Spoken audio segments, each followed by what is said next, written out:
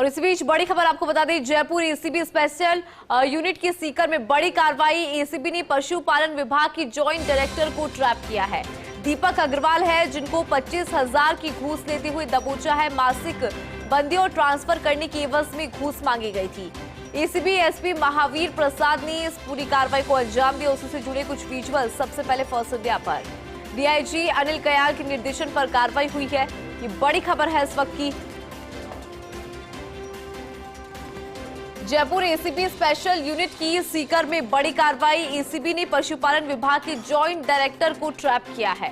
दीपक अग्रवाल को ट्रैप किया। 25,000 की घूस लेते हुए दबोच लिया गया। मासिक बंदी और ट्रांसफर करने की एवज में घूस मांगी थी। हालांकि ट्रैप हो गए हैं दीपक। जयपुर एसीबी स्पेशल यूनिट ने सीकर में बड़ी कार्रवाई को अंजाम दिया। पशुपालन विभाग की जॉइंट डायरेक्टर को ट्रैप करने की बात सामने। दीपक अग्रवाल को ट्रैप किया है। 25,000 की घूस लेते हुए ट्रैप किया। मासिक बंदी और ट्रांसफर करने की एवज में घूस मांगी थी। जब घूस दे रहे थे इस दौरान एसीबी ने ट्रैप कर लिया। ज्यादा जानकारी लेंगे, सीनियर रिपोर्टर नवीन शर्मा हमारे साथ फोन लाइन पर है। नवीन, क्या जानकारी, किस तरह से पूरी कार्रवाई को अंजाम दिया गया? बिल्कुल आपको बताना चाहूंगा, सीकर में एसीबी को बड़ी कामयाबी हाथ लगी और एसीबी ने कार्रवाई करते हुए जो पशुपालन विभाग का जॉइंट डायरेक्टर है दीपक अग्रवाल, उसको एसीबी ने ट्रैप किया है। 25,000 रुपए की रिश्वत लेते हुए ट्रैप किया। एक परिवादी था, डिपार्टमेंट का ही परिवादी था, और उससे मासिक बंदी लेने के लिए और उसको वहीं पे ट्रांसफर उसका रोकने के लिए तो रिश्वत की डिमांड की गई थी। तो एसीबी ने इसका एक गोपनीय वेरिफिकेशन कराया और वेरिफिकेशन करवाने के बाद इस पूरी कार्रवाई को अंजाम दिया गया है। फिलहाल अब ये कार्रवाई चल रही है। जयपुर एसीबी की टीम ने सीकर में जाकर इस पूरी कार्रवाई को अंजाम दिया है।